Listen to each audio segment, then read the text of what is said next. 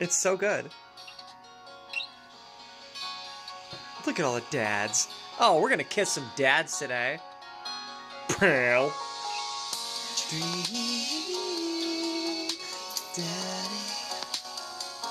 Oh yeah. Oh yeah. No, we're gonna unlock another photo today. That's not true. That's a lie. Maybe this week, next week. I don't know. Anyways, hello and welcome to another exciting Let's Play. It's your girl Kayleigh Alyssa here, and welcome back to Dream Daddy, a Game Grumps game where you kiss some dads. Maybe we can be dad kissers. I don't know. We're gonna find out. We kissed a dad last night. You know, last time on Dream Daddy, we kissed a dad. I think more he kissed us. That Robert guy. Saying we could do it again. Maybe we'll kiss him again. You never know. I leave the gym feeling ashamed. Craig's, oh my god, the friggin' break core.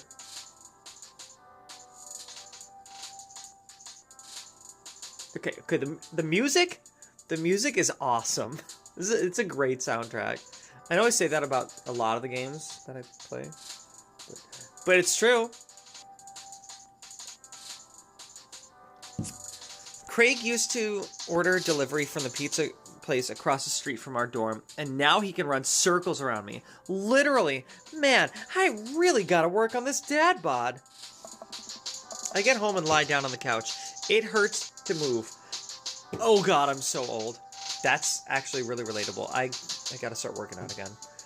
I stopped. There was a point where like I was working out every single day. You know, I just throw whatever on the TV and then I just work out, you know, for like a good 5-10 minutes or whatever, and then like, you know, until a point where like, okay, heart rate is up, let's go, and then I have a resting period and then go back to working out. And then I got sick. I came down with like the flu or whatever, and I just stopped because, you know, I was just so physically weak from that I was like, oh no, I just gotta relax, get over this cold, and I haven't quite gotten to the point where I started working out again. And I need to. But tonight, I'm going to play Dream Daddy and drink some red wine. And have a candlelit stream. I have a camera, a candle. I do have a camera. There you go. Hi. Hello. I was supposed to flip this. Why isn't this flipped? Well, there's like the candle. It's a candlelit stream. Wow. Oh my god. Anyways. It's a candlelit stream. It's so romantic. So, yeah. I go home. Oh yeah. Oh god, I'm so old. Oh, I can let my hair down. I don't have to worry about a frickin' headphones.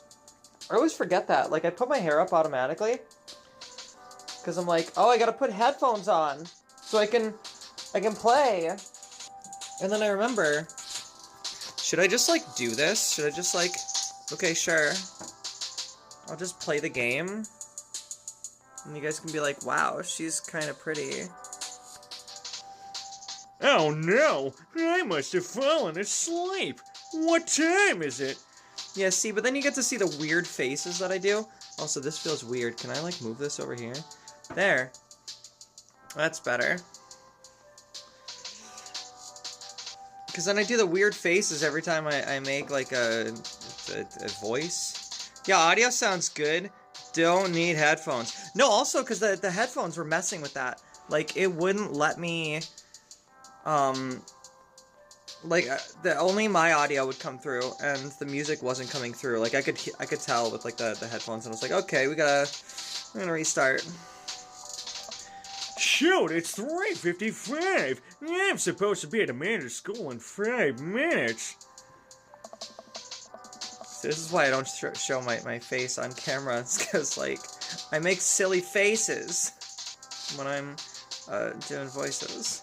I frantically put on some clean clothes, apply a generous amount of deodorant, and run out the door. Pay your bills early. I can't say I do that. Oh, you guys want to see my mug?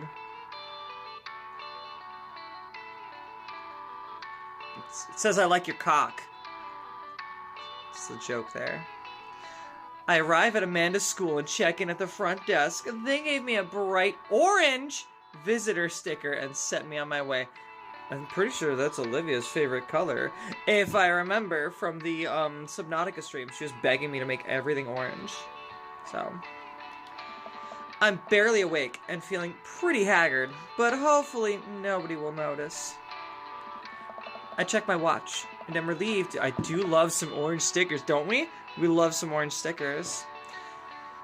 I check my watch and am relieved to see that I'm only 2 minutes late. Wait, was it room 103 or 108? I spot a youth standing at his locker and approach him for help. Oh god, I remember this character too. I'm pretty sure it's Damien. Or was Damien the name of the dad? I don't remember. Excuse me, do you know where Mr. Vega's classroom is? The youth turns around and looks me up and down with heavily lined eyes. Come on, kid, I'm late for a meeting. Mr. Hill? Mr. Vega. I don't know. Have you tried the exit? Okay, wise guy, are you gonna help me on that, pal? Fine. Up those stairs and to the left. Can't miss him. I head up the stairs and walk around, unable to find Mr. Vega's class anywhere. After a couple of minutes of searching, I head back downstairs. That punk youth sent me on a wild goose chase. I get back to where that low-rent Gerard Way is standing, fully ready to give him a piece of my mind, when suddenly a head pops out of the classroom next to his locker. Oh. Lucian, why don't you have a third person? Don't you have a third period to get to? Fine, Mr. Vega. Oh. Whoa. Now I'm officially 10 minutes late. I glare at him as he walks away.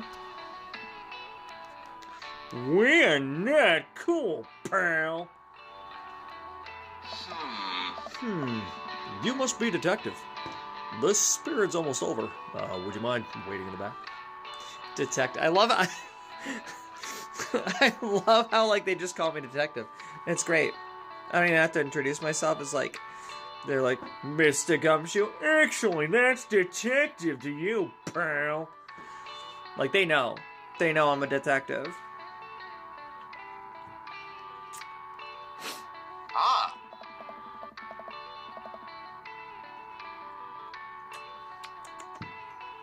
Mr. Vega leads me in, and I take a seat in one of the comically small students. Oh my god, your Gumshoe voice face is hilarious. This is why I don't do it. This is why I don't show my face on camera. Cause that's literally the whole reason. Cause I make faces when I make voices. It's you don't want to know what I do to make the Sid voice. I mean, I've told you, but seeing is believing. Yeah. I put a pen in my mouth.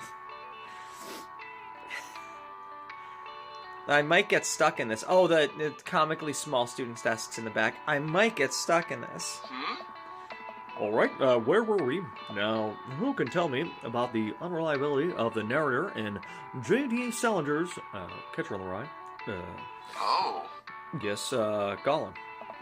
Colin stands up and does a thing where he blows into the crook of his elbow to make a fart noise. The whole class erupts in laughter. Alright, everybody. Very funny. Colin, please, sit down. Oh. Now, Holden Caulfield is, an unreliable narrator in the sense that... The bell for the end of the period rings. All of the students immediately get up and make a break for the door. What'd you say? Sounds like Amanda needs to get into private school. Sorry, guys. I don't know why I did the voice.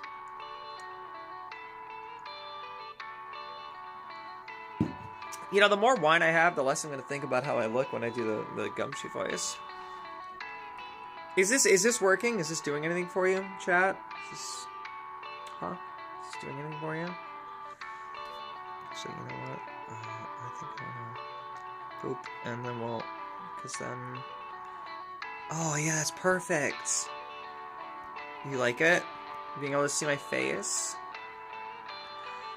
And there, now it's like right next to the camera, so it doesn't look like I'm looking above the camera. I'm looking right at you. I'm looking through you, even.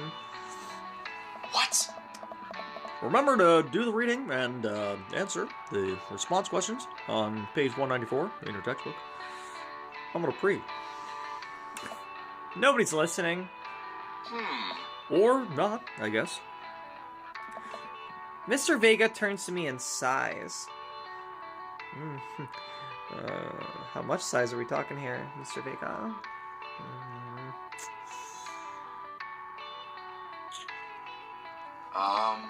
Middle schoolers, right? Don't you teach high schoolers? Both. You know, budget cuts. Right. Mr. Vega is a pushover. Yeah, I'd like to push him over. Wait. Well, thanks so much for coming in. No problem, Mr. Vega. Oh, Please, call me Hugo. I don't know. He needs to discipline his students. Okay, yeah, no, I mean, that's fair. But he seems like he's a little more laid back. He's not, you know, an authoritarian kind of teacher. Like, maybe he's, you know, he wants to give them some kind of what's it called? Regency? That's not the right word. Is it the right word? Anyways. I don't normally do these impromptu parent-teacher meetings, but I'm sure, as you know, Agency! He wants to give them agency so that they can, you know, decide how seriously they want to take the class. Okay? Alright? A lot of my teachers did that for me, and I barely passed. I barely graduated, so... did it work? I don't care. Amanda's a very bright student, and I'm concerned about her recent behavior. What's going on? Amanda's never been the most engaged student, but I know she cares. Recently, though, she's been falling behind. She's not completing assignments, as it has been doing rather poorly on tests. I'd normally chalk this up to senioritis, but well, this is strange. I thought Amanda always shared everything with me. It hadn't even crossed my mind that something might be wrong. I just wanted to ask, is everything alright at home? Well, we just moved, okay? So, like, you know, that's probably mostly what it is. So we just moved. I've been single for a while, and, you know, so I never really moved on since her mom... since her dad died. And, you know, that might be part of it. I don't know. We're just gonna, don't mind what's happening here. We're just gonna, there we are, red wine. I'm gonna be classy and not drink from the bottle, because I look really flushed right now. I can't tell if that's the blush or if that's just the wine. That's, you know, you know. Okay. We just moved. Oh, yeah, see? That's what I'm saying. We just moved. You do look pretty flushed. It could also just be the blush, because I've been wearing blush, you know? But it could also totally be like a mixture of that and the wine. I don't know. We just moved. She's fine. She has a tendency to bottle things up. We just moved, okay? Well, we just moved recently, but it was only to the other side of town, and Amanda was more excited about it than I was. Oh. Well, see if you can talk to her about it. I know she values you a great deal, and would appreciate your guidance if she keeps heading down this road. I know how important art school is to her, and I would hate to see her miss out on a scholarship money that she, clearly deserves. I'll make sure to talk to Amanda. Thanks for letting me know, Hugo. Pal. Oh, This stupid look on my face. I'm just not gonna think about it. I'm just not gonna look. Just don't look at myself when I'm doing the voice. No. Anytime. On my way out, I stopped, thinking for a moment. I turned to Hugo. Hey, Hugo. oh, Yes? They ever catch that rye? oh. That's so stupid. Yes. Oh wow, we got some hearts. No eggplants, but we got hearts. I leave the classroom. There's a little bit of classroom. I leave the classroom and make my way out of the school. I'm still a little bit in shock that Amanda was able to hide this so well from me. She's always been such a force for positivity in my life, especially after we lost her father. Yeah, father. Yeah, that's right, we made Gumshoe gay. Wow, Nosorian, hi! Sorry, you caught me drinking from my mug that says, I like your... Oh, wow. It's cock. It's cock. Amanda must be done with classes for the day by now. I'm sure she would appreciate a ride home. And maybe I can talk to her about what's going on. You like it? I love it. It's my favorite mug. I pull up to the carpool, and Amanda hops in the passenger seat. So, did you have fun gossiping about me? Mr. Fagan, I actually just gossiped about our celebrity crushes. So you talked about Maria Batali the whole time? It was a very productive meeting. Oh. I'm pretty hungry. Can we grab some dinner? Sure thing. We can make something at home, or let's go to the mall food court. I think... If I remember correctly, I think if we go to the mall food court, it's, sparks another new meet and greet for a character we haven't seen in this playthrough. I don't know what happens if you make something at home. I don't think I've done that yet.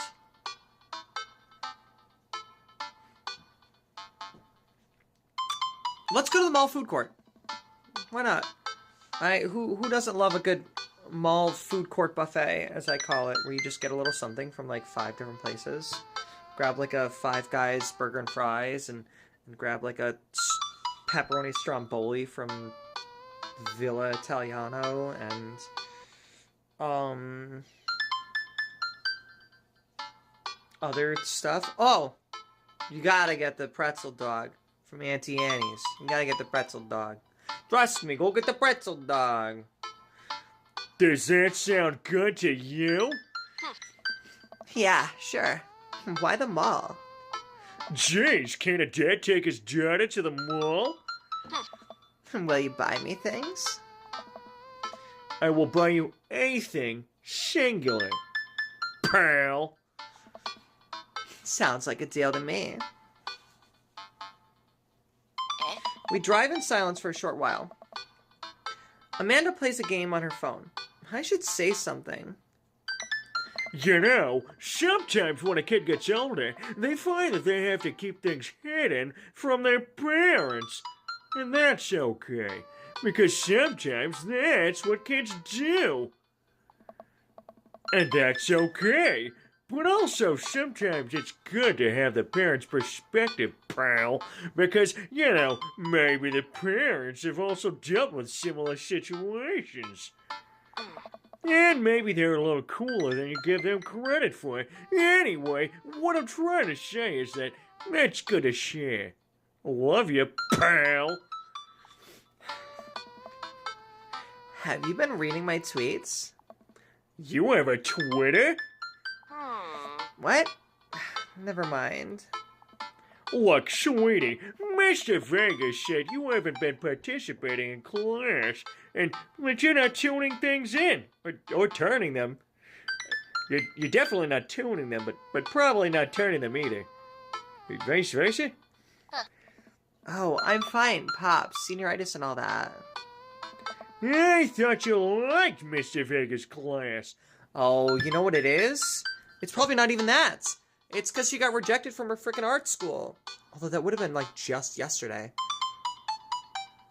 So it doesn't explain why this has been an ongoing issue. Right? Yeah, I don't think so. Don't judge me. I'm having a romantic, candlelit, wine-infused daddy dating simulator stream, okay? Don't judge me. It's fine. He's fine. There's a hair in my mouth. It belongs to me. It's not that big of an issue. When we pull up to a stoplight and I eye Amanda, she's still texting. You ever have that where, like, you're eating food at a restaurant and you realize there's a hair in your mouth, and then you realize it's your hair, so it's not that big of a deal? Personally, as long as if I catch the hair, if it gets in my mouth, like, that's gonna ruin it for me if it's somebody else's hair. But, like, if I see a hair and then I'm just gonna pull the hair out and then I'm like, alright, it happens, I get it. I'm a chef, I have hair, I understand, these things happen. I think I've only gotten, like, 1 or 2 complaints at my current job in the, like, 7 years that I've worked there. But, you know, if there's a little hair, usually it's mine. Yeah, just pull it out. It's fine. We're gonna have them remake the whole frickin' thing? Just pull it out. I know for some people, like, it's hard to, like, let that go and then, like, move past it and retain your appetite. But, you know, if you have the choice, just pull it out. What are you gonna do, wait another half an hour for your frickin' food? Just pull it out. Is it so hard to pull out? Really? Is it? Is it? Just, I want you to know that you can talk to me about anything. Uh-huh. I can tell that whatever this is, she doesn't want me knowing about it. That's frustrating. I have a feeling it's the school. It's because she really wanted to get into that art school. That was her dream school, and for whatever reason, she got rejected. Probably because of those experimental photos that she took when it was supposed to be just portraits and whatever. Yeah, I heard MIR's going to that fancy art school in California. That's exciting. Yep. Oof. The main character in this game is kind of dense. Like, that's obviously what's bothering her. Like, now, if I wasn't for sure before, I know now. That's what's bothering her. It's the whole school thing. Are you bummed that you guys aren't gonna go to the same school? Yep. Amanda keeps texting. She stifles a laugh. What's so funny? It's a, I don't think you'd get it. Okay. Ellipses. Who you texting?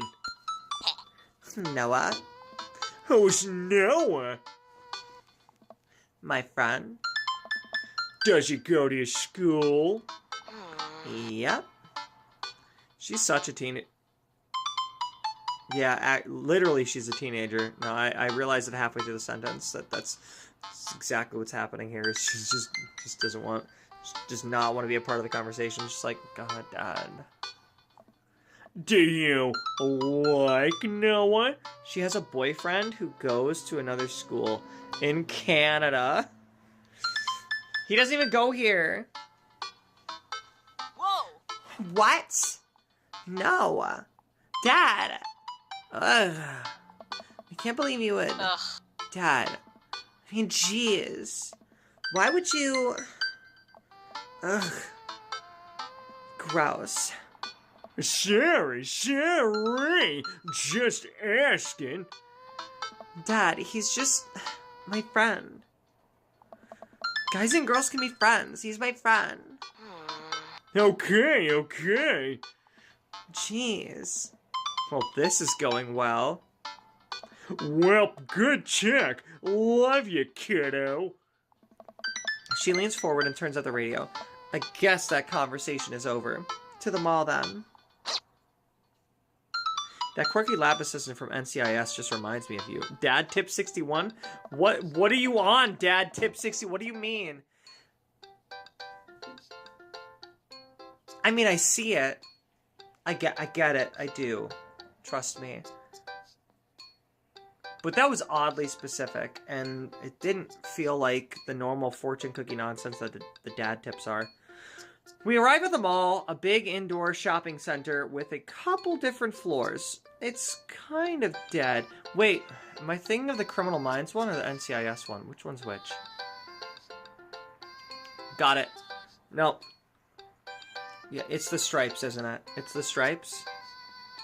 Maybe the smoky eyes makeup? I don't know. Anyways, we arrive at the mall, a big indoor shopping center with a couple different floors. It's kind of dead, but not like in a, you know, Dawn of the Dead kind of sense. But that doesn't stop a mall security guard from yelling at a group of loitering teens. Loitering teens. Let's eat something disgusting for dinner. Alright. Hell yeah. Alright, we got her back, chat. Language, Missy. Heck yeah. Better. No, I would have been like, fuck yeah. Canonically, in my youths, I would have been like, hell yeah. Language, Missy. Fuck yeah? Okay. That's canonically what would have happened. But also, that's a very millennial thing. Saying heck and heckin'. Heckin'. Let's heckin' go. Wow. No, actually, there were a few times that I cussed in front of my parents, and they were very upset about it. My mom, who my girlfriend's met, who is just amazing. I love her. Yeah, she was not a big fan of that. I don't know if she'd like my streams. I don't think she watches them. I don't think she'd like them.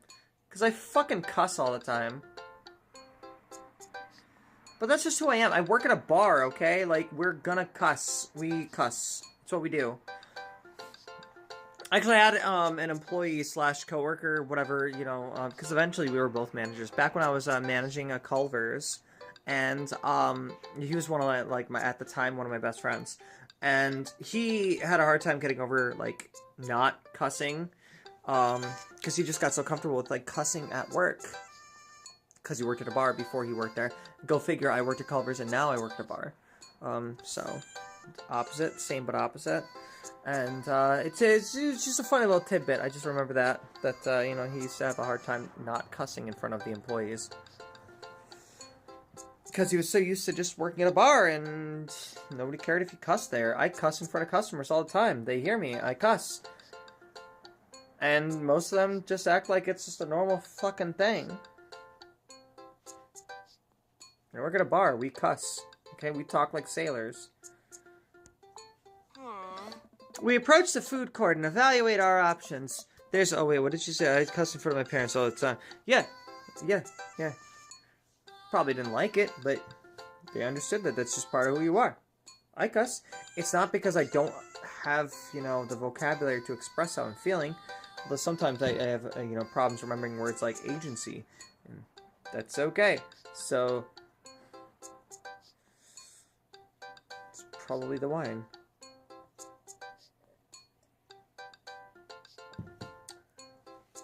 I gotta remember, I can keep my earrings on when I'm playing this. So take off my little dangly earrings. Next time. Also, are we loving this? Should I keep the camera? We have 3 people that are looking at my face right now. It means I really have to keep up on my makeup, which I don't do that much. I mean, I do like my eyes, a little blush, and then lips. No foundation. Fuck foundation. I used to wear that shit all the time, and now I'm like, thank God, never again. We approach the food court and evaluate our options. There's greasy restaurants after greasy restaurants. My heart burns just looking at the menus. Nobody looks happy to be here. You know what? That's relatable. You don't need foundation? Cool. Yeah, I mean, I used to. But now I'm just like, it's more natural. I have fairly good complexion. Fairly good skin without, you know, it doesn't get too oily or anything. And even if, you know, even with working in a kitchen, I'm surprised that my skin is as healthy as it is. Considering that. But no, this is for real. I feel this. I actually literally, so I have like a Ziploc in my makeup bag with various medications that I use, like, you know, just everyday medications. Ibuprofen, acetaminophen, I got some Benadryl in there. But most importantly, Tums. I bring Tums with me literally everywhere I go. For this exact reason. Because there are some very greasy restaurants that are delicious and not at all nutritious, and sometimes you just gotta be prepared. You know, you never know when you're gonna find a food truck that you're like, I gotta try that food truck. I gotta get some tacos over here at this food truck. And you gotta be prepared. So I have Tums in my little Ziploc. Stay strapped with Tums. You gotta stay strapped with the Tums. You gotta stay strapped with the Tums. I'm glad somebody gets it. What are you in the mood for? Bread dipped in sugar? Bread with cheese on it? Or do you just want me to inject some fat directly into your bloodstream? I extend my hands to her. Would you do me the honor of sharing some nachos, milady? It feels a cheese. It feels like a very milady kind of... You were expecting there to be an actual choice. It feels like a very milady comment. Would you do me the honor of sharing some nachos, milady? Sorry.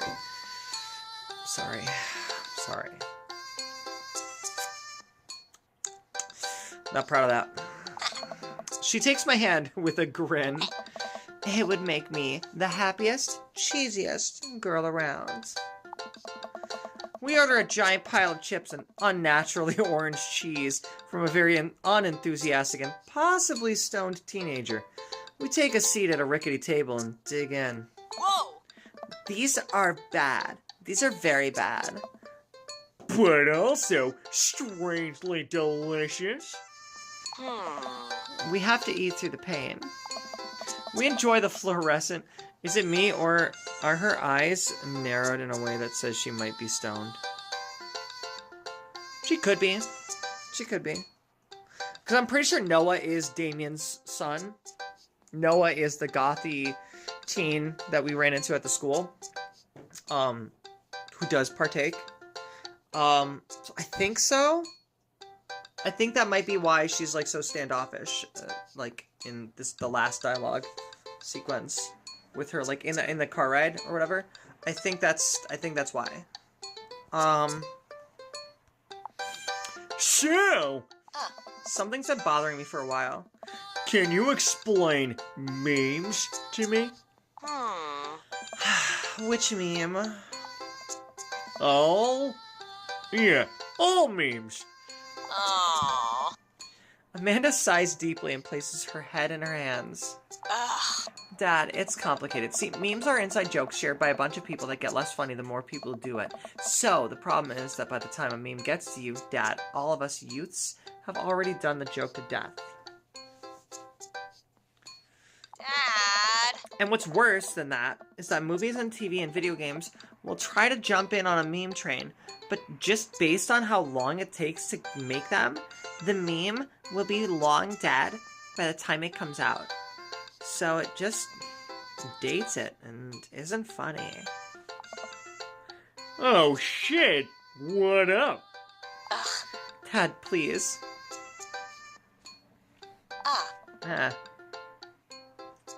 Anyway, changing subject. Where to now? Wanna go to the goth store? What? You know, the one that's all black and tries to establish itself as anti-establishment, despite being an exact representation of You know what? That doesn't work there. It's just the word bubble's just so big. That's the problem.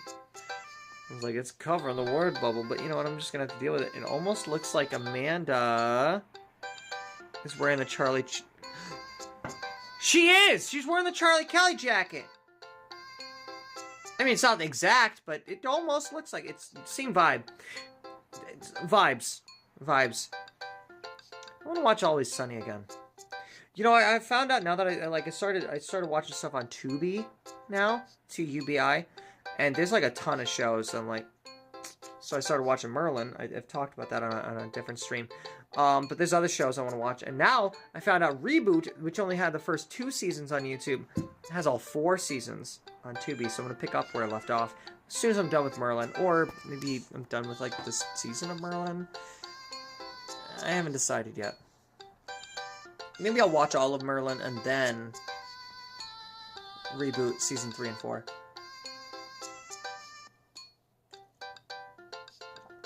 We'll see.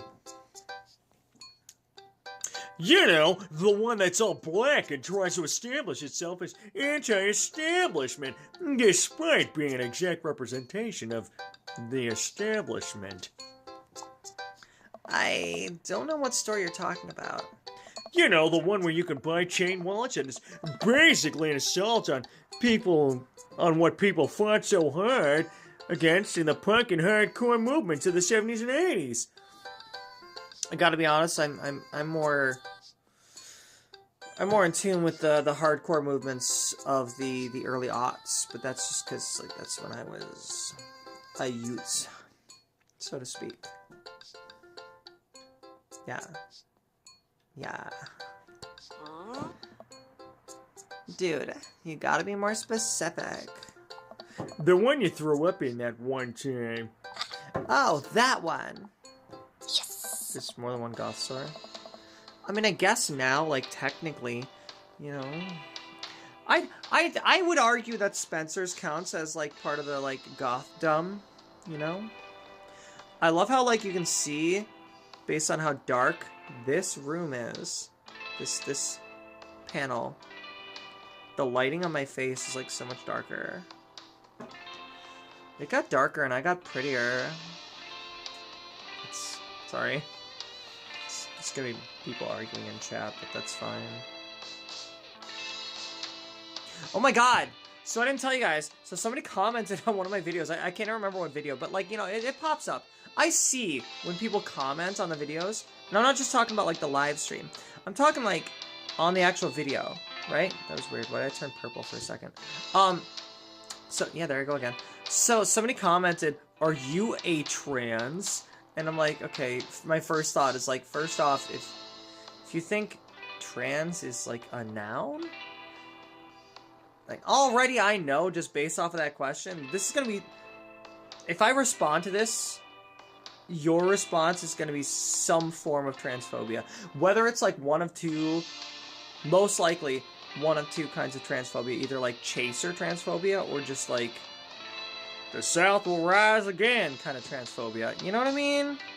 So, I just don't engage. I don't engage. Don't engage. Don't engage. Don't do it. Don't block them. Because it's interaction, but don't engage. So, that's what it is. But it's been a while. Like, I used to get that stuff all the time back when I was on, like, TikTok as often as I am on YouTube now. Back when I was, like, posting on TikTok every single day, like, I'd get that all the time. Here, it's, like, once every couple of months. You know what's worse? Recruiter transphobia. Like, they start talking about Warhammer 40k and polyamory. Oh, my God. Honestly, are you a trans? We're looking for more Warhammer players. We're actually looking for another D&D player to join our polyamorous D&D table. It's like, alright, I would actually... If that was the case, I'd be like, okay, where are you? Are you nearby?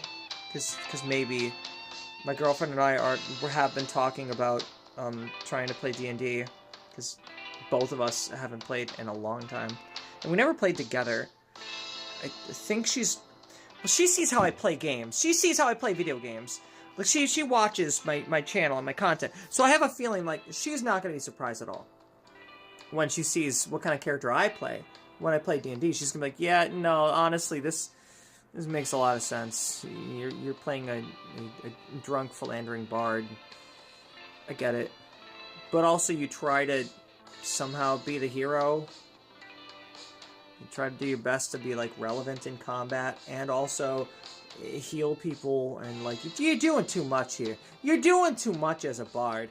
Like, they call him a jack of all trades, master of none for a reason. Come on, Kayleigh. Pick a class. The bard is the ultimate, like, pick a fucking lane class, you know? But it's my favorite. It's who I am. I'm a bard. Amanda runs into the store, with me trailing behind her. She makes a beeline for the back. There it is. You can still see the outline, kinda. You're very bardsy. I am very bardsy. Thank you. Thank you. I'm so proud. Speech. Amanda. Speech, speech, speech, speech, speech. All right, I'll do it if you stop chanting. Pathfinder was the best for hyper-specific classes. I would play Investigator or Alchemist. I never actually tried Pathfinder. I tried 3.5 for a little bit. And then I did 5e for most of my career as a D&D player. I played 5e for most of the time. But we started with 3.5. I came in, like, part of the way through a campaign that was already started. And I think I played as a couple different characters through that campaign. Yeah, we ended up, like, I did, like, a couple sessions as one character that came in, and then we were like, okay, since we got 2 new players since the beginning of the campaign, why don't we start fresh? So I would make new characters, so we did.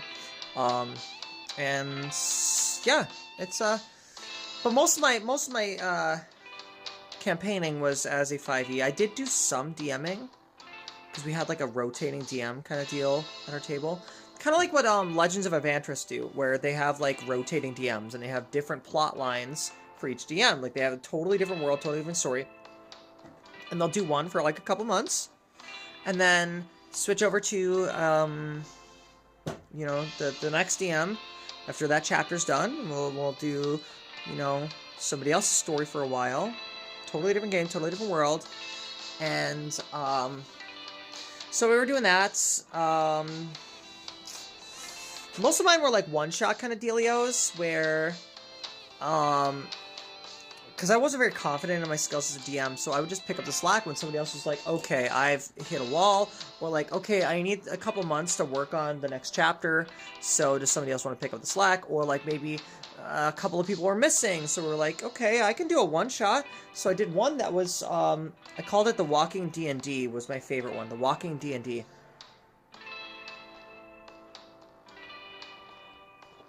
I figured, since I'm doing like a one-shot, let's have some fun with it, because you never get to see this. You never get to see this. So I said, I'm going to do a one-shot. Everybody create a level 20 character. Big mistake. Anybody who's DM'd can tell you, big mistake. So, I decided the way that I was going to, my story was going to go is that you are all a group of adventurers. You just saved the world. You've just come back.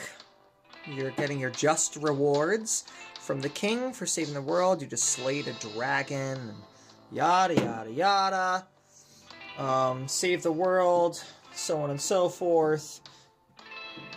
When suddenly, the zombie apocalypse happens. And I drew from, like, several different forms of, like, zombie media, where we're talking, like, Walking Dead, Ash versus the Evil Dead, Resident Evil. There was inspiration from, like, every zombie thing. Z-Nation!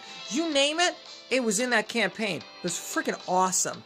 But a lot of it revolved around Ash versus the Evil Dead, because, you know, that's one of my favorite series of all time.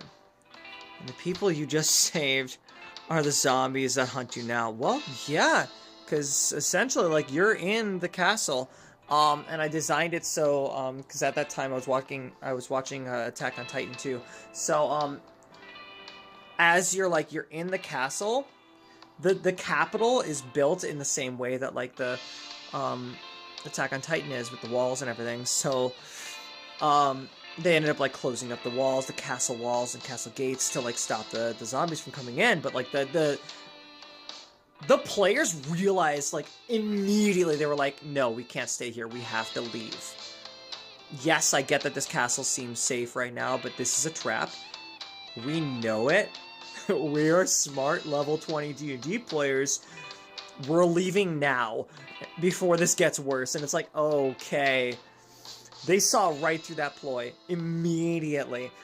The point is, it was a lot of fun. I had a lot of fun. I think my favorite part was that I made hell in this campaign. They had to end up going to hell because, again, it was very Ash vs. the Evil Dead themed for a lot of it when you get to the core of the story. So they ended up having to go to hell, and hell, as they saw it, was a waiting room, like a doctor's, like a patient waiting room. And you have to fill out all these forms, and by the time you fill out the forms, you realize, as you're turning them in, you filled them out incorrectly. You were supposed to fill out forms A through GF, AE 1-2, but you filled out A through AFGD 1-3. You're gonna have to start all over again. So the point is, hell is just waiting and waiting and waiting, and there's always, like,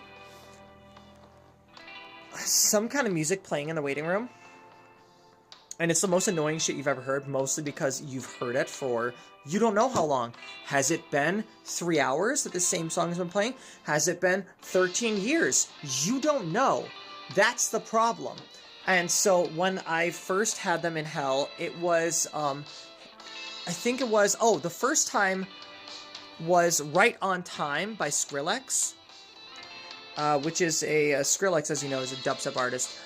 Used to be Sonny Moore of From First to Last, but Right on Time was from the Bangarang album, where it was there was all this build-up, and there'd never be a drop. And you're waiting for the drop, but it never happens. So it's just that song constantly. You're always waiting for the drop, there's never a drop. The second time they went to hell, it was Hey Ya by Outkast. Hey Ya, but it's that part where they're like, all right.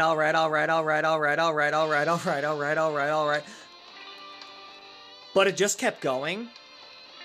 It never got to the part where it said, hey, ladies, yeah. It just kept saying, all right, forever. So, that was a fun concept for hell. God, I love that song. But like the real song. Fair. I hate it. So that's why I used it in hell. Alright, I'll do it if you stop chanting. Amanda stops immediately. I clear my throat. Thank you all for joining us here today to commemorate an historic moment that would forever shape history. On a day very much like today, some 5 years ago, our very own Amanda and Gumshoe had too much blue raspberry slushy and an outing to the mall. After begging her father to take her to Dead Goth and beyond, to buy rainbow suspenders, she proceeded to throw up all over a display of My Chemical Romance merchandise. Her loving father then had to pay for said merchandise, which to this day remains among our possessions. Thank you. Amanda is moved. She begins clapping, slow at first. Then faster and more vigorously. Several other patrons turn their heads. One of them also starts clapping. I bow my head. Alright. Oh, hey, chain wallets. While Amanda busies herself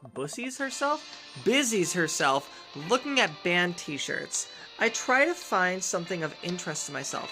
Not much for a dad to look at in a Dead Goth and Beyond. Peruse the band t-shirts. That's exactly where I go. Oh, wait, check the clearance bin for hot deals. That's the first place I go. Then I look at the band t-shirts. I never actually look at ironic mugs. Even though I have an ironic mug. Gumshoe would want mugs. You're right! You're right, though. Gumshoe would want mugs. I'm suddenly stricken by existential fear. If there's only a number one dead, then why are there so many mugs here that say that? So it looks like this store might take inspiration from both Hot Topic and Spencer's.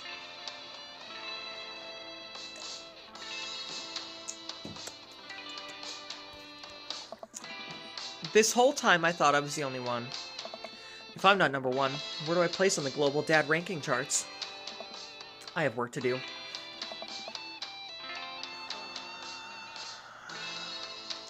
I think this is who I think it is. I'm gonna assume that it is.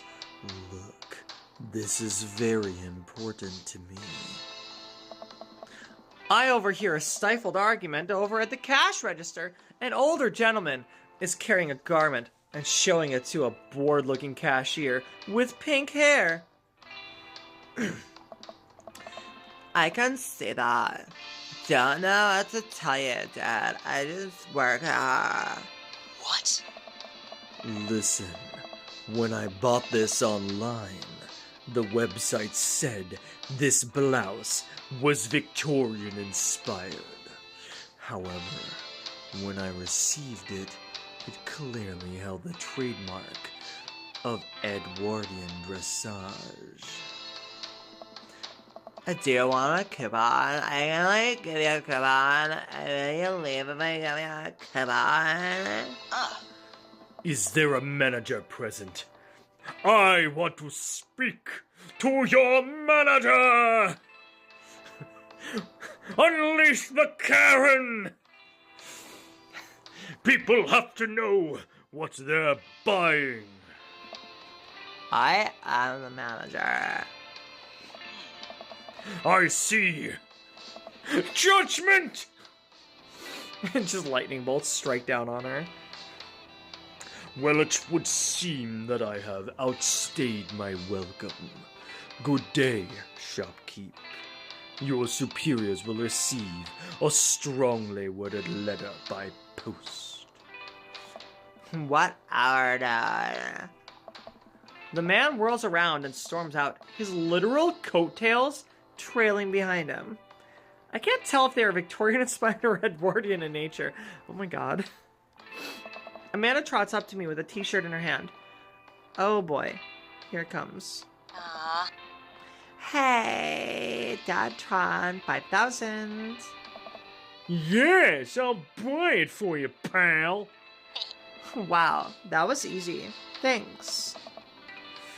At least it's only one this time. Amanda plops the shirt onto the counter and grins at the cashier. I love your hair. The cashier says nothing and rings Amanda up, radiating hatred. I hand her a 20. So, what was that guy's deal? The cashier rolls her eyes so hard I'm worried she'll pull something.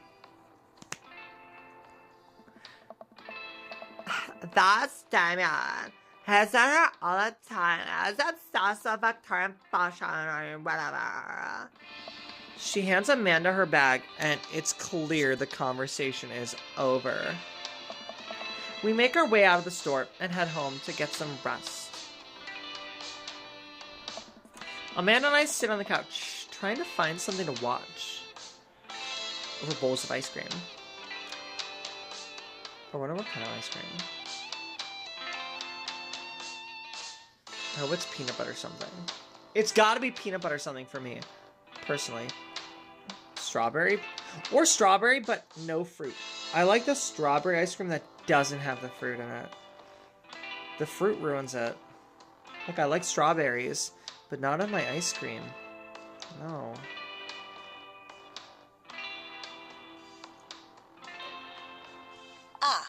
Oh, cool. Long Haul Paranormal Ice Road Ghost Truckers is on. Your favorite, right? Okay, this might be... This might be a bad take, but strawberry is the best part of Neapolitan. Yeah. Neapolitan? That's what it's called? With the chocolate, strawberry, and vanilla. Strawberry is the best part. I probably just lost like half of my followers. And you know what? That's fine. What? Very hot take. I want sherbet now. Do you? Hold on. How's my... Okay, 60%. We're good. We're so good for time. We're so good for time. I just gotta keep an eye on that, because, like, This game surprisingly takes a lot of, battery power. Like Subnautica. Or PS2 games. Or what were some of the other ones that were like... Oh, Supermarket Simulator. Duh. It just kills my battery for no reason. I don't get that one. Oh, hell yes! They have to make it over to the Canadian tundra before the ice road melts. But they're also hunting ghosts! Also, the trucks are haunted. This is an episode I've already seen, but it's one of the best. Callum and Flint Dogbone, the twin brother truck driving and ghost hunting duo, find themselves in the greatest peril yet. I gotta make a voice for Callum now? Okay, great. Oh no, the ghost done got control of the truck. I can't steer on them there damn ice roads. Fuck, now I gotta do one for Flint. What the Okay,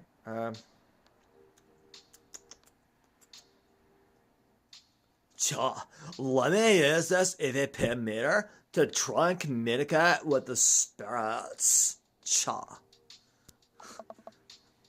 Hey, Flint, we're about to die!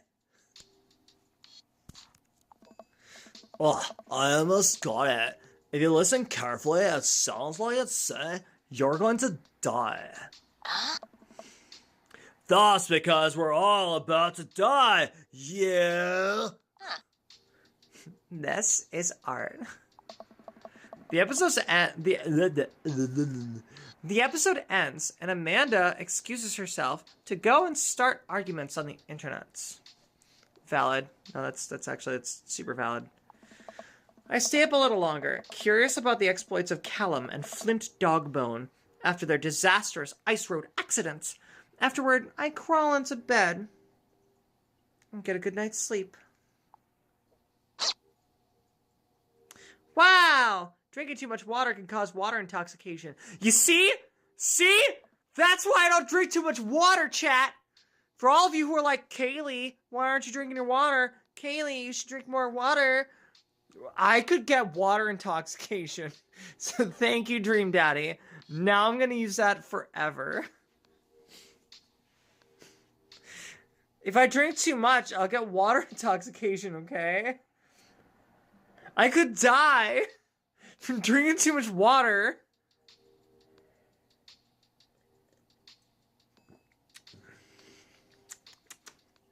Okay, I gotta do the snore now.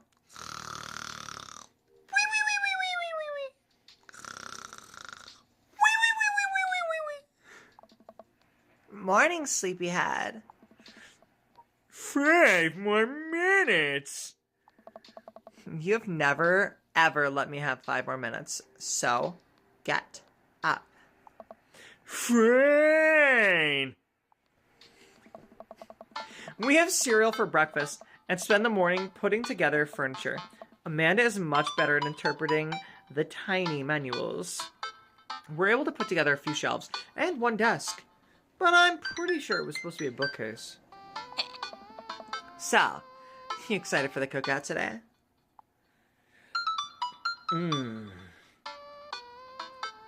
It's definitely not That's more of like a Cloud response. That I have a feeling I picked that one for Cloud. Which was the second time I played this? Yeah, that's how I got Matt Sella, was I played as Cloud, quote unquote, who fell in love with one of the only two black men that were here because he loves Barrett. And so after losing Barrett, he fell for Matsella, who reminded him of Barrett. If there's food, I'm excited, or excited to beef up my grilling skills. I hate to say it, but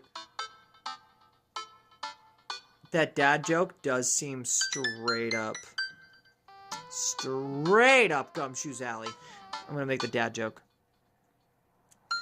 Excited to beef up my grilling skills. I'll say this is a learning opportunity. If I can snag some hot grill tips, I think we can consider it a success, pal.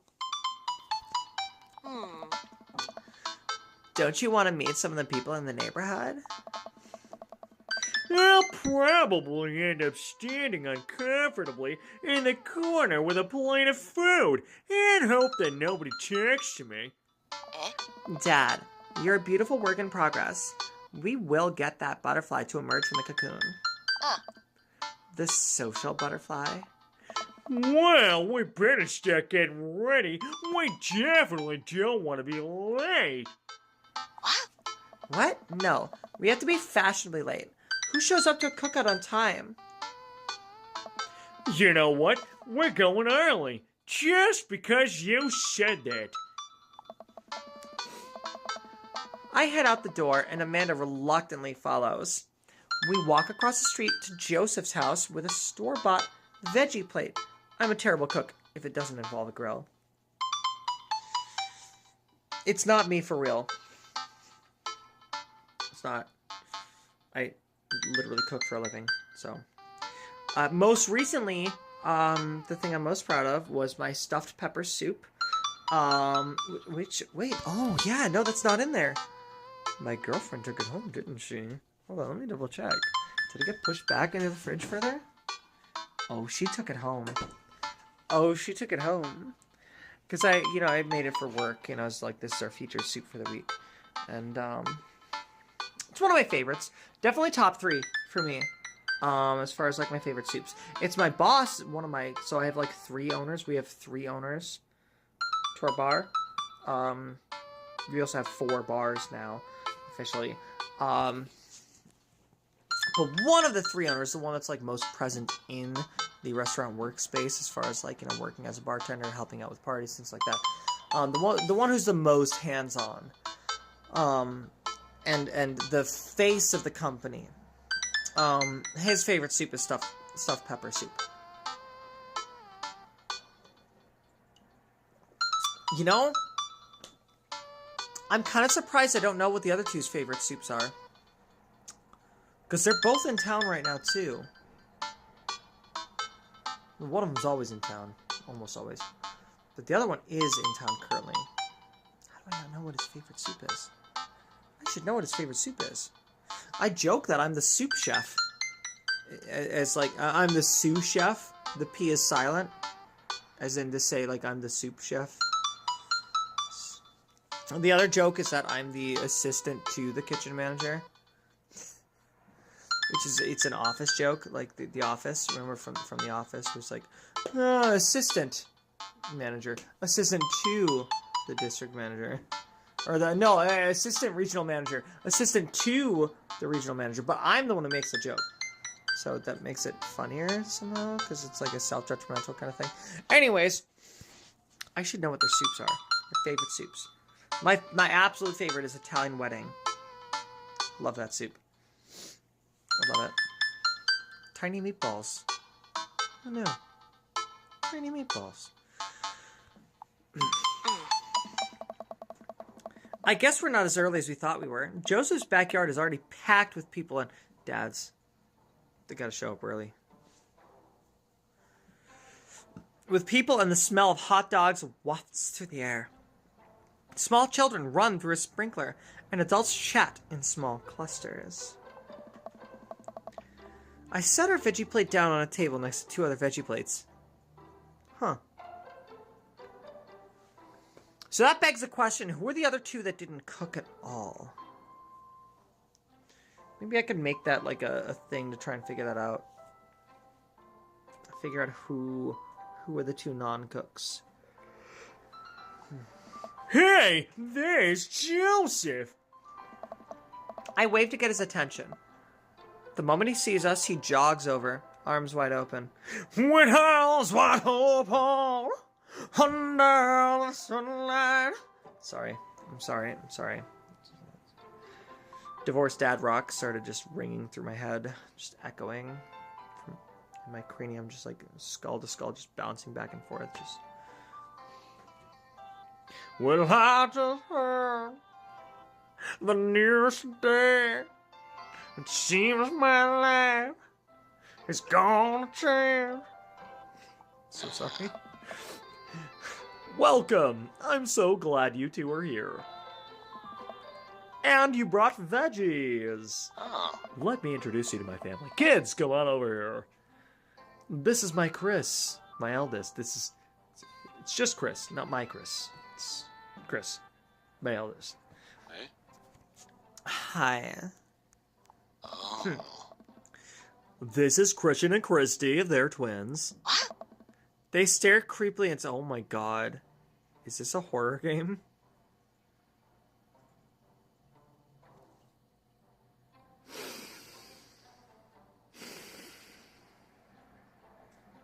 It might be a horror game. And say nothing. Wanna play a game? Yeah. Play with us. Then, of course, there's our youngest, Krish. Wait, where is Krish? Maybe Mary put him in his crib. Oh no, it's the woman from the bar the other night. What's she doing here?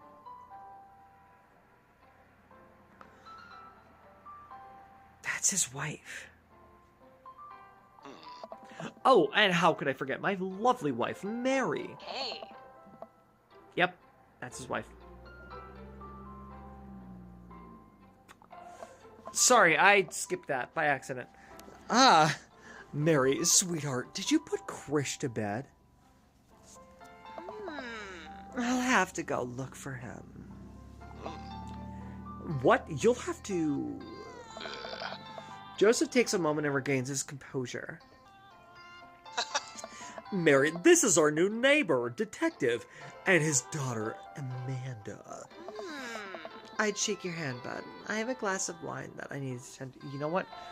Relatable.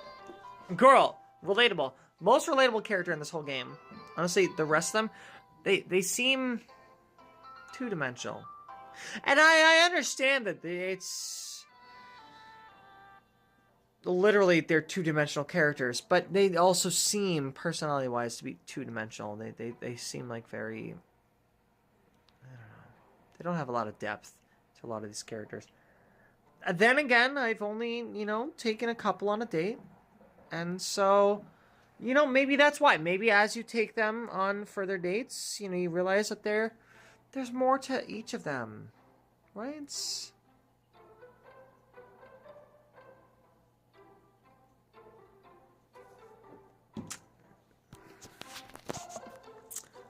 I love her. No, me too. We should... New mom? New mom? Let's do it. Yeah. Yeah, let's marry Mary. Nice to, meet you, Mary, for the first time. Charmed. Well, I have to go over there now. Mary leaves. Oh god, this is so awkward. I wonder if Joseph knows. I wonder if Mary knows that Joseph knows. I wonder if Joseph knows that Mary knows that I know.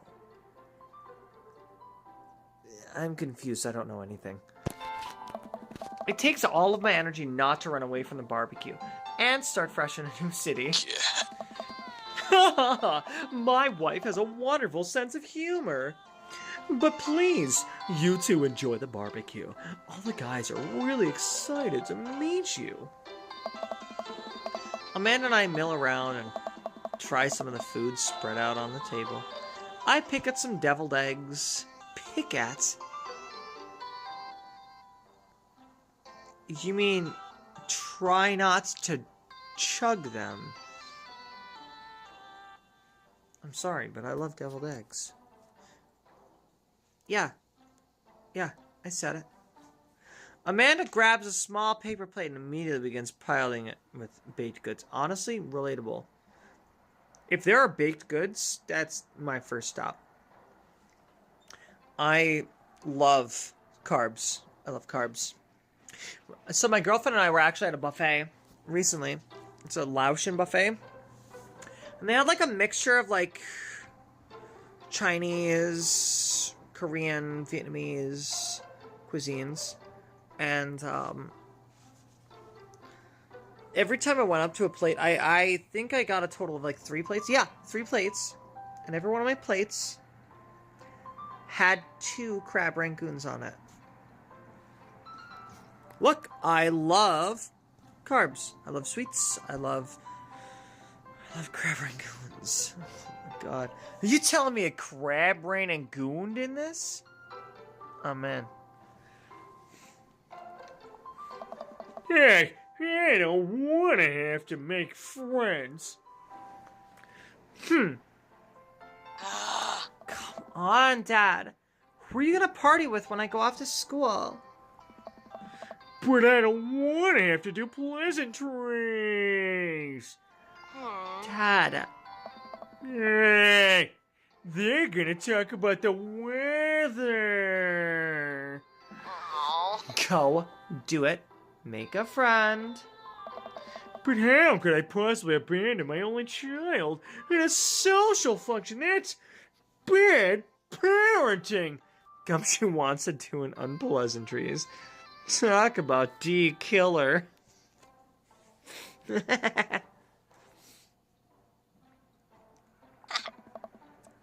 Man, I joined late, but yay! Gumshoe gets to find love, finally!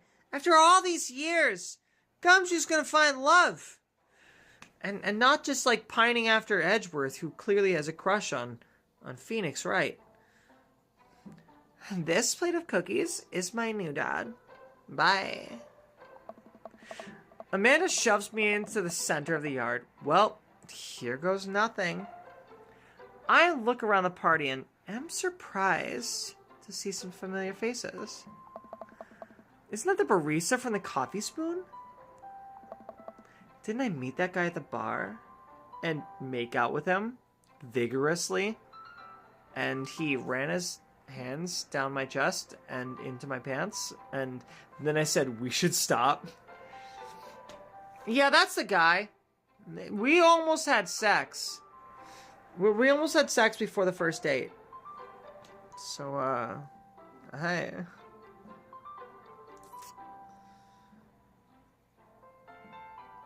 Roberto.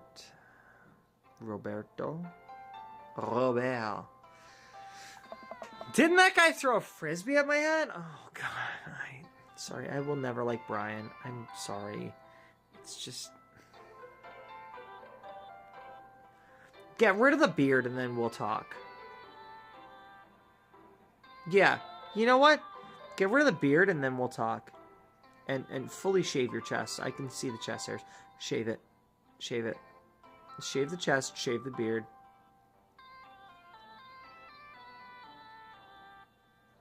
Yeah, and grow your hair out. Anyways, isn't that the guy who was throwing a fit in Dead Gotham Beyond? Yeah, that's Damien. That's the guy. It's the Damien. It's the guy. It's the guy. That was the first one I romanced. But that was on an older phone. So that's not saved here. We could do that. But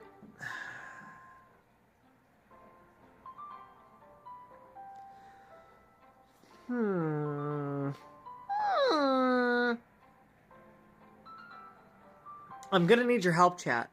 Which one of these guys am I romancing? And don't say Matt. I already got Matt. Please no. Okay, not him. Got it. Not him. Okay. Well, you like Robert more than Damien? Okay. Cool. That's cool. She likes Robert more than Damien.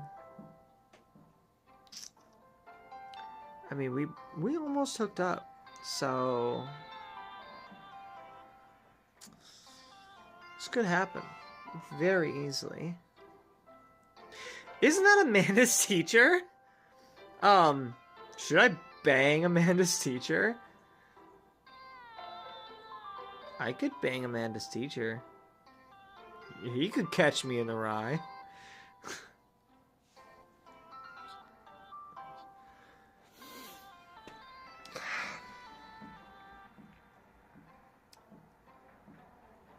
That's unethical, and he could lose his job. What? What? No, that's only if there's like a quid pro quo kind of situation. You'd be putting him in a precarious position. I had a feeling you were going to say precarious. Okay, that's only if, you know, I give him an ultimatum. Maybe we're just like unrelated, we're dating. That's not a crime. Is it? Okay. Hey, I know Craig. This is gonna be the one. Olivia's gonna be like, that's the one. He's really nice. He's a nice guy. He's a nice guy. You should date him. Yeah. He's divorced. Which is crazy, because Goth and Teacher are my faves. That's fair. That's fair. Matt Sella and Goth are my faves. If I'm being honest, Matt Sella and Goth. The coffee shop guy and the Goth guy. Matt Sella and Damien are my faves. I love them. That's my type. Those are my types. Hey, I know Craig. But wait a second, all of these people live in a cul-de-sac? That can't be right. I better investigate, pal. That's like the most gumshoe thing I've ever heard.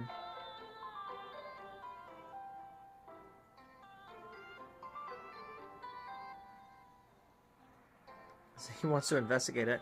Where are you at the time of the crime? Well, where are you at the time of the crime?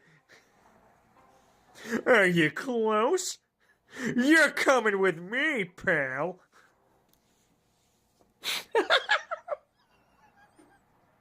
like right as he's about to climax. Are you close? You're coming with me, pal. It's never not gonna be funny. It's never not gonna be funny. It's never not gonna be funny.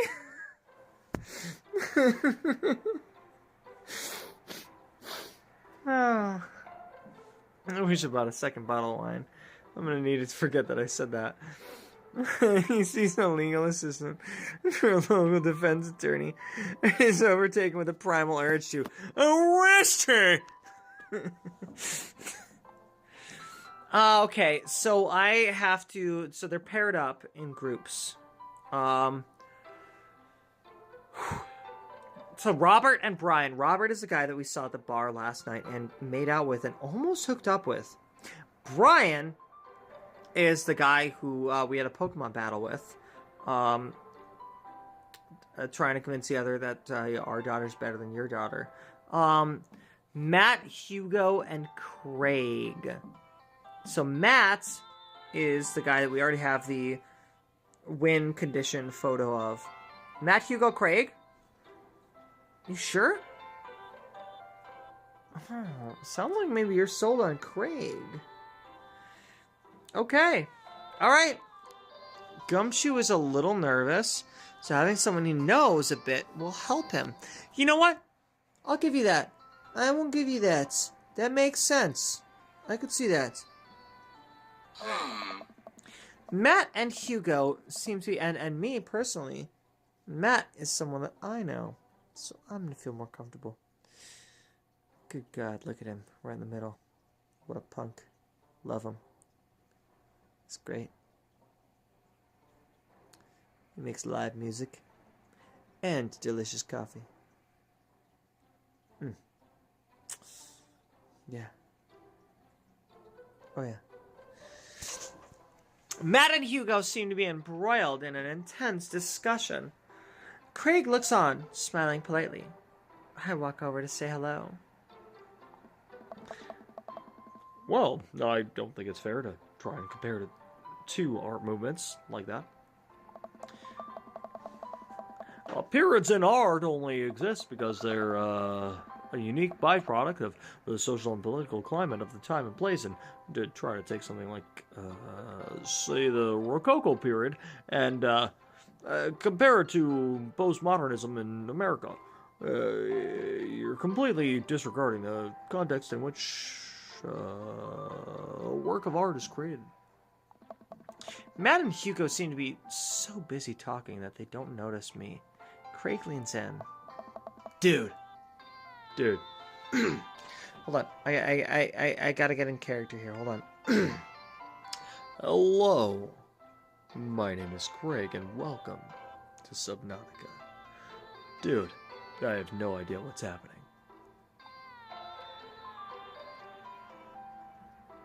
I have a feeling you want me to talk to Craig. So I'm gonna talk to Craig.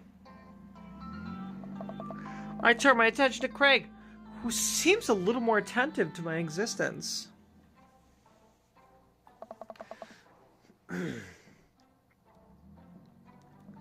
How'd resistance training go the other day? Oh. Great.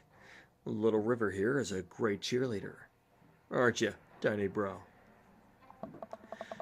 Craig grabs River's arms and waves him around. Oh. You could do it, Dad. I'm so proud of you. I'm sorry for pooping on you. That reminds me, I gotta convince my girlfriend to let me go see Iron Lung. I gotta see if that's like, is that actually playing in theaters near me? Has anybody in chat seen Iron Lung? Without spoilers, no spoilers. But Iron Lung is the Markiplier movie. It's the movie that like we've been waiting for this, and apparently it's the #1 movie in America right now. So currently, that's like airing, which is crazy. I'm about to go see if that's airing somewhere near me. That might be a good Valentine's Day idea. We do love to go to the movies. So, maybe? Yeah. Yeah, maybe. Maybe I'll convince her.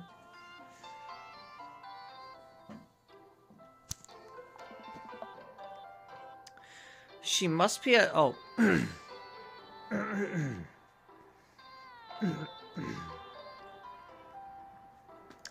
She must be a handful at that age. Oh, they always are. Hey. But it's so worth it.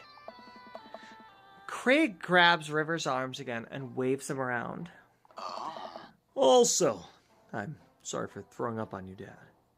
Oh. How you settling in?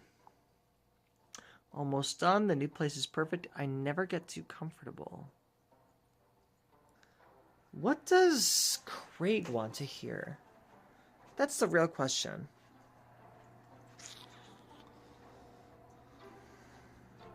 New place is perfect.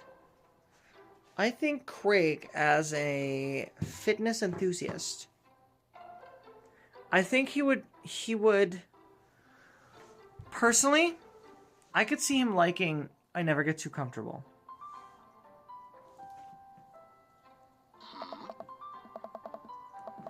You never know when they're coming. I can't get too cozy in any one place.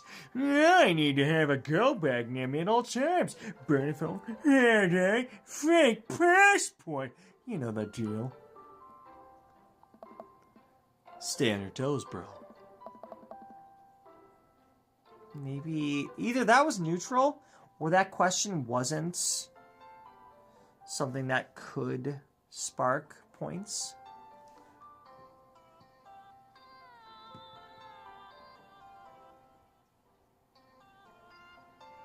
I'm not looking up anything on my phone. That'd be crazy.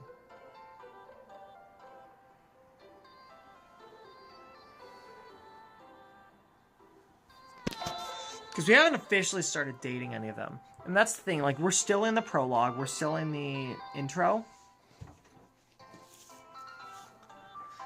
So you gotta keep your eyes peeled. Huh? Keep an open mind. Come out to the keys, have a few laughs. Sorry, is it a Die Hard reference? Anybody? Detective, how, are you liking the new neighborhood? It's pretty nice. Everybody's been super friendly. Oh. Seems like your daughter is fitting in, just fine. Matt points across the yard to where Amanda, Daisy, and another young girl are playing. Oh, that must be Matt's daughter. They're all sitting cross-legged in the grass, picking weeds and weaving them into little flower crowns. It's pretty adorable. The girl I don't recognize jogs over to us. What is it, sweetheart? Yep, that's Matt's daughter. It's a flower crown. I thought you'd look cute in it. Hey. Well, there's only one way to find out. Matt takes the flower crown and places it on top of his head. Hey. Am I cool now? Oh my god, that's adorable. See? You see why I fell for him? You see this? You see this? Come on. Hey, how can you not fall for that? Look, he's got a little flower crown on his head. You telling me you're not gonna fall for that? You didn't fall for that? You didn't fall for his coffee making expertise? Or his dad puns? Or his love for music? And now you're not gonna fall for this? You didn't even fall for the tattoos? The glasses? The style? Really?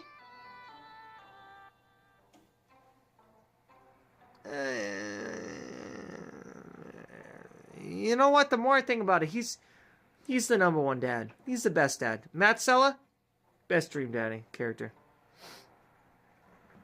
That's the one. Yeah, that's the one. Yeah.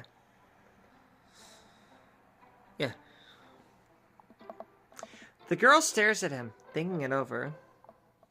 No, but you're slightly less uncool than you were before you put it on. Oh. Ha! Hey, detective. This is my daughter. Hello. I'm Carmen Cida. Amanda comes over with Daisy in tow.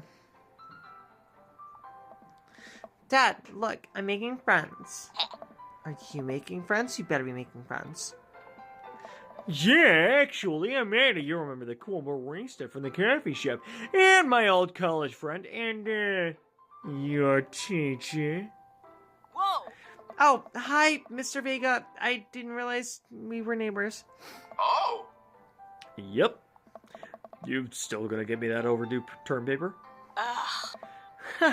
Great seeing you. Amanda finger guns her way out of the conversation like a champ. Oh my god. I love that. She's perfect. She learned the finger guns move from me. Yeah, I'm very proud. Oh. She's, definitely a charmer. Speaking of which, where did, my son go? Huh? Hugo looks around the party. He must finally spot him because his eyes go wide. What? Ernest. Ernest heading me away. Vega, are you smoking? Ah. Ernest is holding a lit cigarette. Nope. I see Ernest across the way. He casually takes a long drag of his cigarette and then flicks it into the gutter. Unbelievable. Excuse me. Hugo marches over to Ernest, and I turn my attention to Matt and Craig. Kids, right? Oh. Man, I do not envy Hugo. The last barbecue we had, Ernest tried to shove a sparkler down Joseph's pants. Nearly burned down half the yard. I don't blame him. Joseph is kind of a fucking putz. I can't believe I have to date him someday. One of these days. Not this playthrough. Don't make me do it, chat. If anything, I'll probably save Joseph for last. Brian second for last. Hugo third to last. Robert fourth.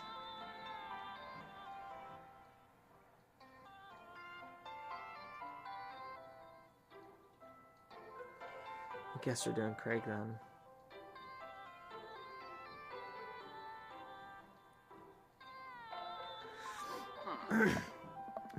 And the barbecue we had before that, he actually burned down half the yard. And then it spread onto my lawn and burned down half of my yard, too. Hugo walks back over to us, practically dragging Ernest behind him. There's a little troublemaker, look at him. Well, he's got an orange hoodie, so it can't be all that bad, right, Olivia? Right, Olivia? Right, Olivia? Whoops! Hello. I accidentally skipped a few lines. My bad. I meant to hit just like tap once, but it tapped once on the fast forward button, forgetting it was there. That's just where my thumb naturally rested on the screen. Hello. Ernest looks away, sulking, his hands shoved deep in his pocket. I think it was just Hugo was introducing Ernest, so it's okay. Also, his name is Ernest Hemingway. Like, did you think he wouldn't rebel? Come on. Hugo nudges him impatiently. Hey. Nice to meet you, Ernest. What grade are you in? Does it matter? Oh. Ernest? Okay, I'm in 8th grade. God, are you happy now? I'm sure you were just dying now. Yeah, good for you. Can I go now? I'm tired of talking to old dudes who blame my generation for the failing economy. Ouch. Ernest? Oh yeah, because I'm totally embarrassing you. Ernest puts earbuds in and storms off to stand in the corner. Well, that was certainly something. He seems nice. Hugo puts his head in his hands and sighs. Oh. I'm so sorry. He's having a really rough time. As much as I want to be the cool dad, I have to be the authoritarian dad that he clearly resents me for it. I mean, I think of you as a dad and a teacher, that's about as authoritarian as you can get. Honestly, are any of us cool dads? Is it even possible to be a cool dad? What? I'm as cool as a cucumber. And maybe even a cucumber with tahini seasoning on it. Hey, See? That right there, you can't say that. I don't know. My kids think I'm cool. But for how long, Craig? How long do we get to be the cool dads? Oh. I don't know. Yeah, sounds great. Did Matt just say, yeah, sounds great? The answer is yes. Yes, he did. That's his soundbite. That's his catchphrase. Yeah, sounds great. I think we just have to accept the fact that as dads, we've become the machine we once raged against, and accept our fates to unironically wear socks with sandals. Your kids may think you're cool now, but the moment they hit puberty, you're doomed. Amanda's 18 and she still thinks I'm cool. I yell across the yard to my daughter. Amanda, I'm cool, right? It's the most uncool thing you could have possibly done. Amanda just laughs. She keeps laughing. No! No. Wait. I see your point. Oh. As much as we all wanted, I don't think it's as important to be a cool dad as it is to be a good dad. We can't all be best friends with our kids. It just doesn't work. I mean, look at me and Ernest. Oh. Our job as parents is to make sure our kids turn out okay. Yeah, you're right. But it'd be nice to have it both ways. Hearing these guys talk about this makes me think of my relationship with Amanda. We get along so well, but there might come a time when it won't be like that. Is college when that happens? Ah. Don't let us eat up your time, detective. Go meet some of the other people around the neighborhood. Oh, God! Do I talk to Robert and Brian? Robert, the drunk who made out with me that one time. Brian, the Pokemon guy? He seems like the outdoorsy type who's obsessed with his daughter. Or do I talk to Joseph and Damien? Joseph, the owner of this house, who's apparently married to Mary, and is very merry about that, and is a youth pastor.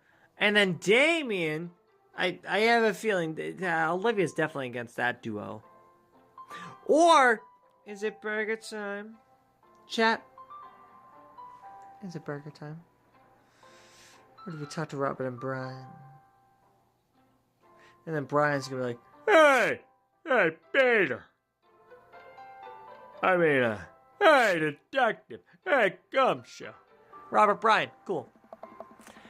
I glance across the yard and notice Robert and Brian chatting over drinks. Man, I don't think I want to deal with being one up by Brian. Whatever happened with Robert last night. Oh no, they caught me staring. Oh no, Brian's waving me over. Shoot. I flash a smile and walk over to them. Hey, guys. Detective! How the heck are you? Settling into the neighborhood, alright. Hey, ever mention you kind of sound like someone I know. Hey, who could that be? Oh, it's this guy named Peter. Hey, Peter. Can't say I ever met him. Oh, you betcha. You got the living room in order, at least. That's great to hear. I've been doing some living room work as well. Finally got the 50-inch in there. The game looks great, and oh boy, I can't believe Brian one-upped me with a 50-inch. Damn it, Joe. I mean, Brian. Detective! Have you met Robert yet? Yeah, we've met. Robert regards me over his whiskey. Deja vu. Roberto. Good seeing you again. We were just talking about my most recent camping trip. Spent the night out in the woods with Daisy and Maxwell. She's definitely an outdoorsy one. They even caught her first fish. Oh. It's good to see you taking your daughter out like that. I bet she loved it. Not as much as I love justice. Yeah, and it's great that she loves the outdoors. And justice. But my life's being inside. Yeah, justice. Brian raises his eyebrows at me. Being inside. Making art. Yeah, she won a local competition for that art. Yep. Did I put it on too strongly? Robert stares at me blankly for a second. Hey. Anyway. You swear she was making art? I swear to God. Swear to me. Really? I haven't gone camping in years. Not since that time. We were in a dark alley. I begged my parents to let me leave the musical we were at. It was an opera. There we were in the alley when a lone gunman came in, shot my parents. They were dead. Now, Mama, Papa. Same here. Well, except for the whole part about my parents dying in an alley. Well, things change once you have kids. Wait, what happened the last time? Robert takes a long sip of whiskey. Well, old Johnny Boy and I were out in the back country. Kayleigh does college humor. Batman. It's called Badman. Thank you very much. Starring Pete Holmes. I think you would know that. Well, Johnny Boy and me were out in the back country. Johnny Boy's a sharp kid. Met him in my army days. Comes from Kansas. They build him tougher out there. Anyway, things got pretty south pretty quick. Johnny Boy breaks his ankle when the rope bridge snaps. Well. You can see the bone popping out through the skin. Johnny Boy screaming out. Cry for his mama. Losing blood. We're 2 days out from next living soul. And here I am with my dear friend bleeding out in front of me. I'm able to dress the wound, but now I got a fireman carry a 6-foot, 180-pound man who's the toughest terrain I've ever been in. I won't lie to you. There were moments during those 2 days when I thought about leaving old Johnny Boy. But you gotta build a bond with your brothers in arms. And that bond never breaks. I got that boy back to civilization. That boy, I lost some of me there. Some of me out there. I guess that's camping for you. Harvey Dent. Can we trust him? Brian and I stare in disbelief. Robert takes another long sip of whiskey. Hey. I'm just kidding. My friend John and I went entertainment down the river, and he lost a flip-flop. Missed that kid. What? What's happening here? Can you see her? Hi. What are you doing? You're like rubbing against my arm and stuff. Oh, she's gone. Okay. This Cat Academy was brought to you by Kayleigh Alyssa. Kayleigh Alyssa, the streamer for everyone. I don't know what to say here. I'm gonna get back to the game. Hold on.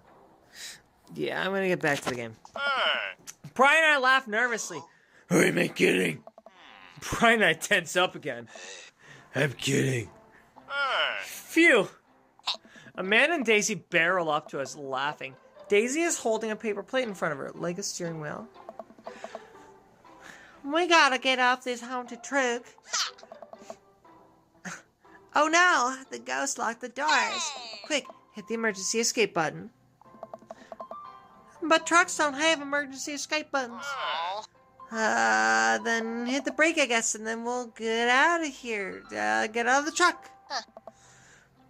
The imaginary truck. Anyway, we're safe. Sorry, I'm so sorry you finally saw me crack my neck on camera. That's crazy. I almost died. I'm sure a lot of you thought that. But I'm fine, I promise. There it goes again. You'll get over it. I do this sometimes. I love you all. I won't die on stream, I promise. Anyway, we're safe from the ghosts. But how will we ever survive this Arctic tundra? Daisy, you might have to eat me. Are you prepared to do that? I'm prepared to do anything to survive. That's cold-blooded. I like that. Although, I'm not sure I have the materials required to properly cook you. You know, that reminds me of the last time I went skiing. In the mountains with the Tibetan monks.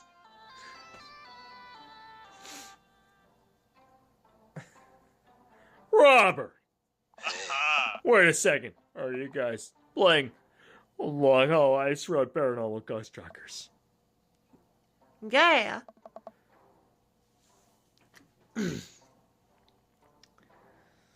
Amanda and I love that show. It's the best, especially that episode where Callum hides Flint's keys in. And Flint retaliates by breaking an ancient cursed art and sending the spirit after him. Yeah, it's such quality reality television. I don't watch a whole lot of television, but I do enjoy that show. That and war documentaries. Alright, Daisy. I found us a couple of bugs. They're gonna make a great meal. Lots of protein. Gonna keep us from starving out there in this harsh, icy wasteland. But there's a whole table of food right over there. Daisy, it's a game. We're playing pretend. It's what kids do. Live a little. Oh, live a little. Amanda gives Daisy a handful of gummy worms from the snack table. They eat them with mock disgust. Let's go find kindling for a fire. Yes! Okay. But not an actual fire. Because we're playing pretend? Yeah! Now you're getting it. Daisy and Amanda run off. What a cute couple of kids. Man, I've never seen her get along with anyone so quickly. Yeah, I guess Amanda just sort of has a way with kids. That's kind of amazing. Daisy doesn't really get along with kids her age. It's nice that he's not trying to one-up me this time. Maybe we can have a regular friendship after all, princess. Really? She just kind of keeps to herself. Our teacher says she spends every recess in the library. I think the other kids are intimidated by her intelligence. There it is. Not even like vaguely veiled brag. Not even a humble brag. Like super obvious brag. I wouldn't worry about it too much. Amanda was shy at Daisy's age too. Yeah, I don't like Brian. I've never liked Brian. How am I supposed to? He's so unlikable. And he's not even humble bragging. He's just bragging. Like,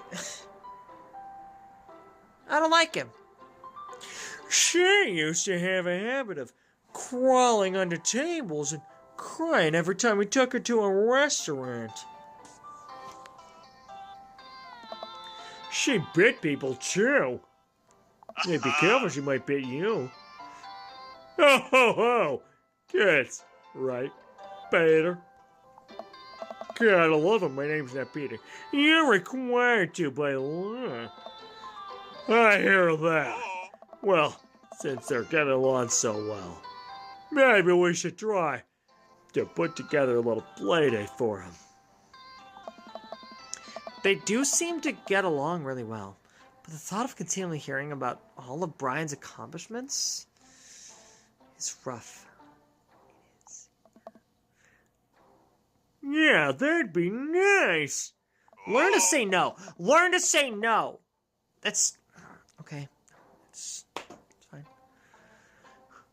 Well, I don't want to take up too much of your time. Go meet some other fellas. Talk to Joseph and Damien or Burger Time. Chat.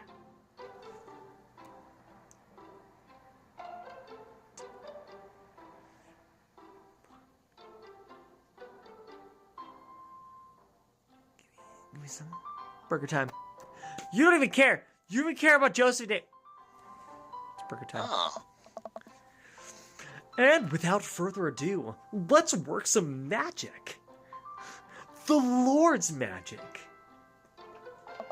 That's what he would say. Canonically, that's what he would say. Canonically. Joseph closes his eyes, takes a deep breath, and gets to work. With the greatest of ease, he sets patties on the grill. Hold on. 19. Okay, cool. I accidentally skipped that dialogue. It's fine. You guys think this is my first time in front of a grill?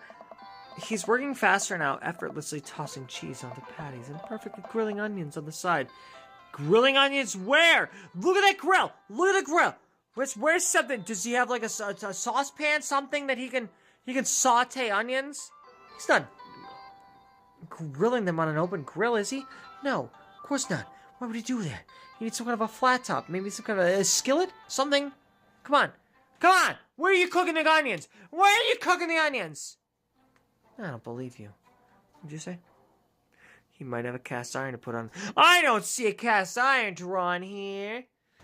You know what? I'll say it. I'll say it. The Game Grumps have complained far too many times when playing games like Doki Doki Literature Club, where it's like, ha ha ha, you know? Yeah, why bother animating that, right?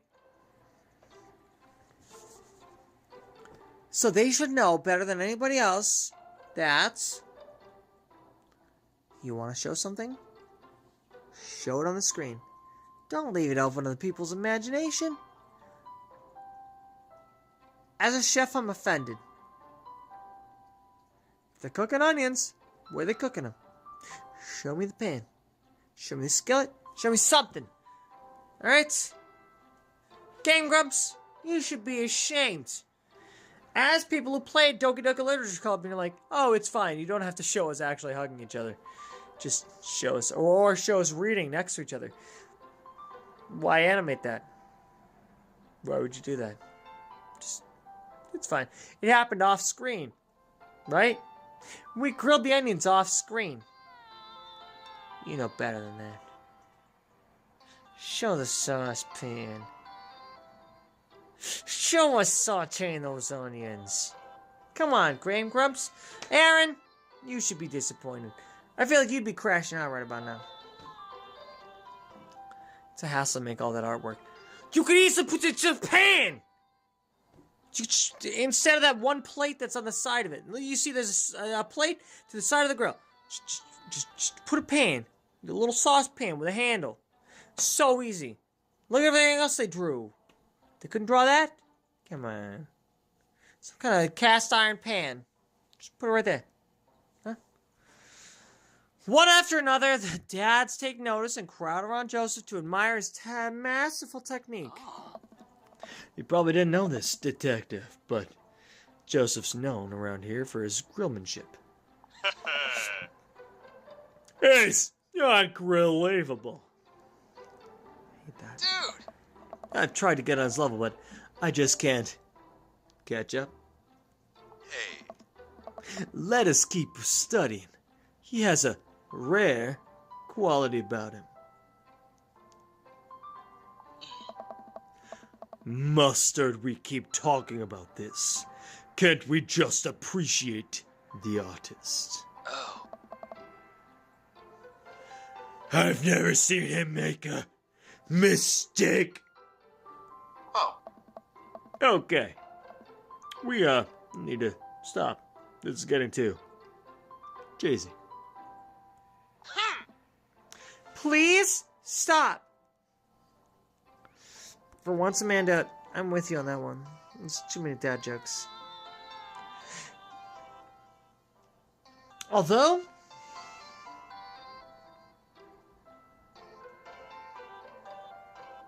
I gotta admit that the ketchup one was pretty decent.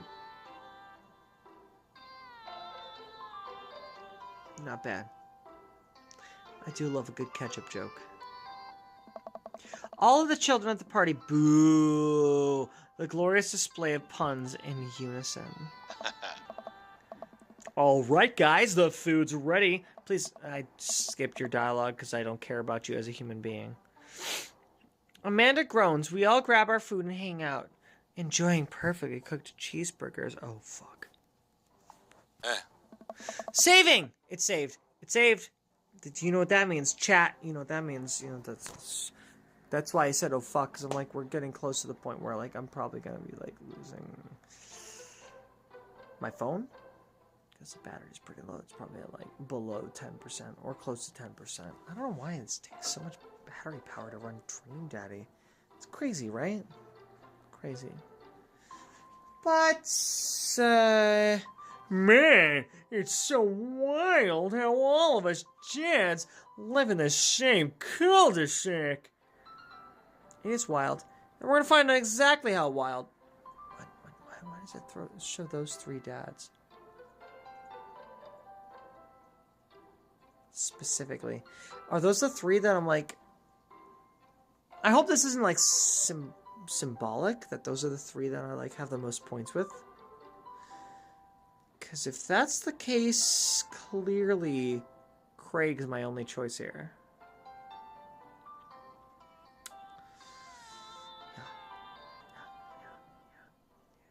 Yeah. We're going to have to find out what that means. Next time on Kayleigh Plays Dream Daddy. Tune in tomorrow night at 7 p.m. Central for the next exciting episode of Dream Daddy. Will I pursue Craig? It seems like that's what Olivia wants. Let me know in the comments down below what you guys think. Who should I be pursuing? Should I be pursuing Craig, the fit dad that I knew back in college days? Should I be pursuing Robert, the drunk that I made out with from the bar? I think he has a dark past, maybe. Dark past? Should I be pursuing Brian? Nobody wants me to pursue Brian. Let's be honest. Hugo, my daughter's English teacher. Maybe. Or maybe Damien? I think we're probably all on the same page. I think this is the Craig playthrough. It feels right. It feels right. But let me know in the comments down below what you think. Okay? Whether you agree or not. And don't forget to like, comment, and subscribe. After all, that's how YouTube knows how much you're enjoying my content. And they will share it with other people. So they can also enjoy my content. After all. Don't you want more people here at the barbecue? The Dream Daddy barbecue.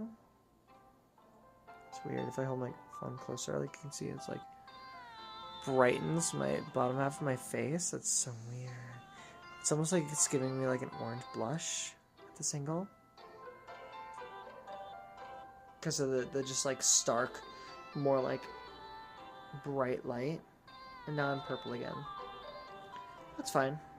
I like being purple. I look good purple. I feel like I'd look good purple. It's more orange than before. I'll figure it out. I'm gonna go now. I'm gonna go watch Merlin. Probably figure out what my thumbnail is gonna be for this episode. I don't even know.